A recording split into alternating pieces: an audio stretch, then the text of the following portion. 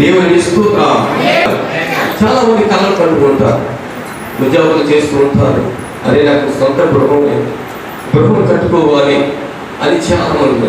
ఆ కోరిక, ఆ ఆశ, ఆ నెరవేర్పు ఎప్పుడో కలుగుతుంది. ఆ కోరిక, అటువంటి ఆశ, అటువంటి నెరవేర్పు ఈ దినాన్ని మనకు కలిగి ఉంది. దేవుని స్తోత్రం. హల్లెలూయా.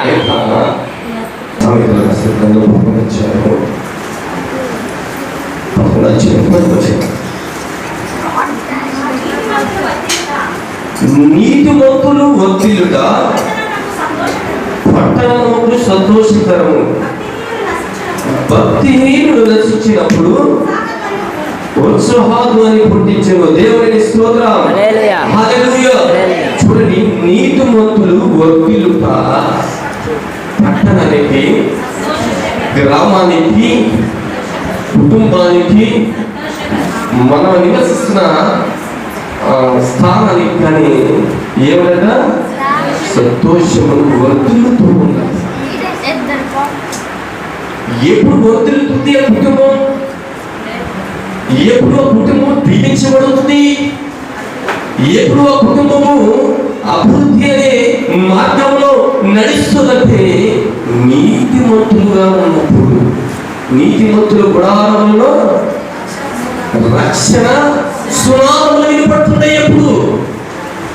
ఎప్పుడు ఆ కుటుంబము అలా గుండానికి నడుచుకొని వెళ్తుంటే ఆ కుటుంబంలో రక్షణ ఆనందము, సంగీత ధ్వనులు వినపడుతున్నాయి. అనేక మంది ప్రార్థన, ఎంతమంది నీతిమంతులు ఉన్నారు కాబట్టి, ఎంతమంది ప్రార్థన ఉన్నారు కాబట్టి, ఇటువంటి గొప్ప దైవ సేవకులు ఉన్నారు కాబట్టి మన ఆంధ్ర రాష్ట్రము ఇంకా సుభిక్షంగా ఆనందంగా ఉంది. దేవుని స్తోత్రం. మిగతా రాష్ట్రాలు చూడండి ఒకసారి. మిగతా రాష్ట్రాలు చూసినట్లయితే వరదల చేత, భూకంపాల చేత,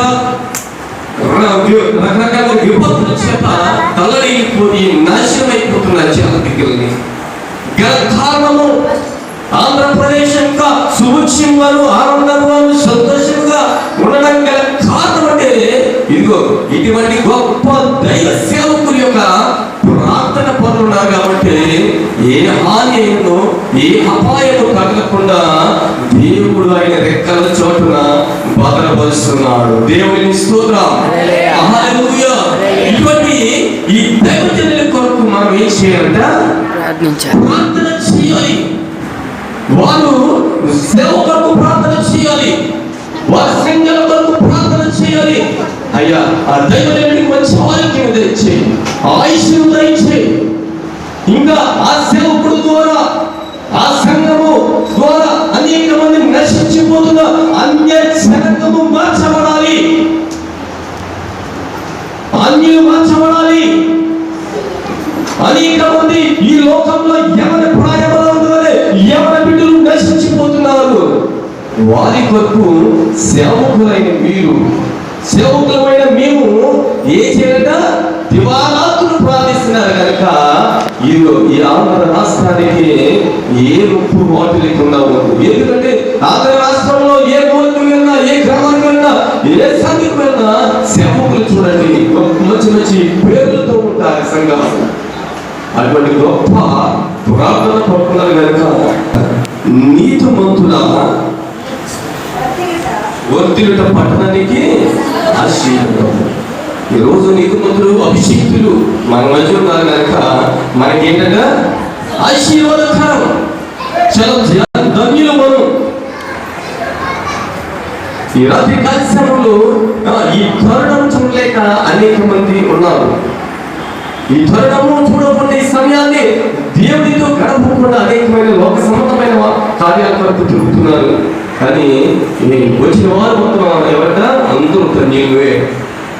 సమయం ఉండగానే దేవుని అంగీకరించి, సమయం ఉండగానే దేవుని తీసుకుని మానస కలిగితే ఇదిగో ఈ సంఘం పట్ల బాధ్యత కలిగి, సేవకుల పట్ల బాధ్యత కలిగి జీవించగలిగితే ఏం కలుగుతుందంటే ఎక్కడ చేర్చబడతారన్నా మొదటి రోజు వాక్యం. మొదటి రోజు వాక్యం చెప్పినది పరలోకానికి నీవు చేర్చబడతావు.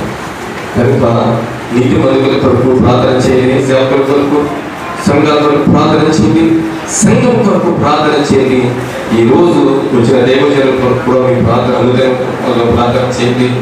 మొదటిగా దైవ సేవకులుగా అభిషేకించబడుతున్న కార్తీక్ కొరకు కూడా తన భార్య కొరకు తన కుటుంబం కొరకు ప్రార్థన చేయండి. మరి ముఖ్యంగా వృద్ధాప్యంలో దైవజనులకు కూడా ప్రార్థన చేయాలి. కుటుంబం కొరకు కూడా మనం అందరం 1 నిమిషం ప్రార్థన చేద్దాం.